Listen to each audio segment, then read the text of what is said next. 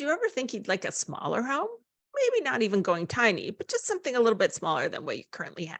I am Cynthia Meyer, and this is the Real Life Planning video podcast. And today we're talking about downsizing, and in particular, whether or not it's time to downsize. So, we define downsizing. Downsizing is simply selling a larger home and moving into a smaller one.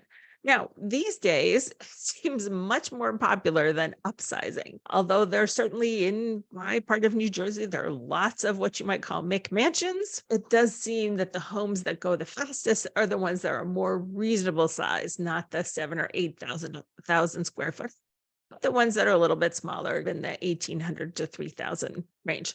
Not small, not tiny, but definitely downsizing from the McMansion. Mobile homes and RV parks have been rebranded as tiny houses, and there are hours of television shows devoted to stories about families, including families with kids that have all gone tiny. They've sold larger homes and they've moved into smaller ones. So when my kids were little, we have a relatively larger house, and they used to campaign. They thought it was too large when we were little, and they used to campaign for us to move into a tiny home. That kind of went away during COVID when everybody was really happy to have their own space. So we haven't heard much talk of it lately. You don't have to go tiny to downsize. Any home that is smaller is generally going to be less expensive to own and to maintain. And so you might consider downsizing when your kids go off to school or when you're retiring to a different state, or even if you're just trying to save more money. So downsizing is a natural response to changes in your family needs and your financial priorities. Downsizing to a less expensive and smaller home could be right for you if you meet any of these criteria. So first, the kids are grown up and you just don't need the space. Second, you can't afford the house that you're in with your related costs if you've got other big goals that you're also trying to fund, like retiring early or starting a business, or maybe even paying off debt or building emergency savings. You may decide you've bitten off more than you can chew, and you want to dial it down a notch so that you have more wiggle room in your budget. Another reason to downsize would be that you want to move to a better school district when homes are more expensive there. So the amount of money that you can spend on housing hasn't changed. So you basically are going to get less for your money there.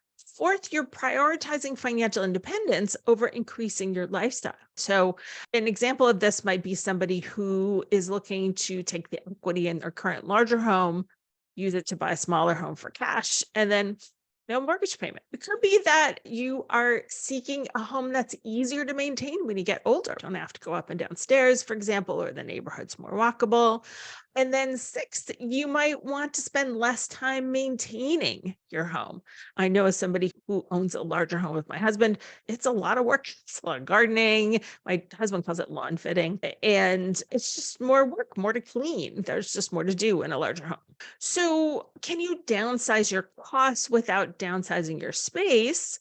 It's possible to do that. Typically, that means that you'll be switching neighborhoods or switching states altogether. So I'm in the New York City area. Homes are insanely expensive here. If Steve and I were to sell the house that we live in now, we could take the equity that we have in this house and we could buy basically the same house or more in another state for no mortgage. So that's the typical snowbird. They originally went south for the winter and now they're thinking they want to relocate to a less expensive state. That's often something that you can do if you live in a highly priced area like the New York City area, or let's say parts of California, for example. Lives to downsizing, particularly for a new retiree, there could be ways to stay in the current larger home that you have and make money from the home that you already own. In this sharing economy, there are lots of ways to do that. The first, and I write about this in my House Hacking 2.0 guide, the first thing is to take roommates. That's home sharing. You could also, maybe depending on where you live, you could have an accessory dwelling unit, or in some states it's called a studio or a casita. So you could have an extra rental property on your property.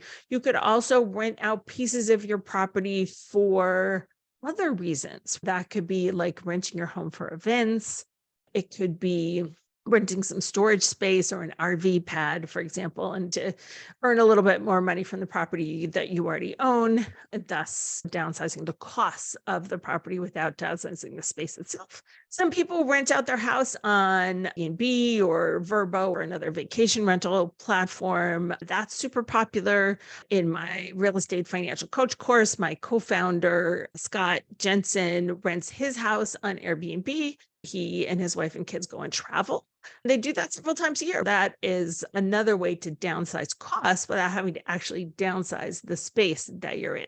So, when would you not want to downsize? When would you go through this process and think, okay, I'm going to stay put?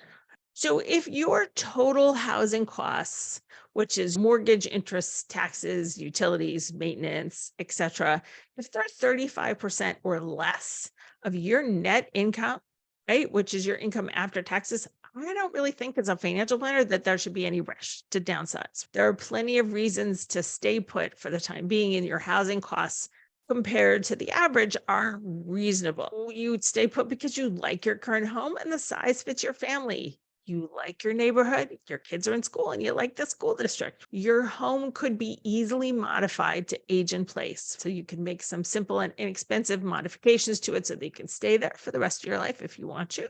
Maybe you want to stay near grown children or you want to stay near aging parents. Moving is such a big decision, and our sense of community is tied to our physical locations in many ways. Although there are a lot of advantages to downsizing to a smaller home, both in terms of financing and in terms of freeing up time that was formerly spent on maintenance activities. It might make sense not to downsize. Only you can decide, I think, at certain stages of life, when the kids go off to college and when you're going to be work optional or retired completely, or even at a time when you're thinking about launching a business and it might be a couple years until you make some serious money. Those are times in our lives to ask whether we want to downsize or not. So hopefully this conversation has given you some ideas about how to take yourself through that conversation and to figure out if downsizing is right for you. So, any questions about this, comments, leave them below. And don't forget to subscribe so you can find out new episodes of the Real Life Planning Podcast. Thanks, everyone.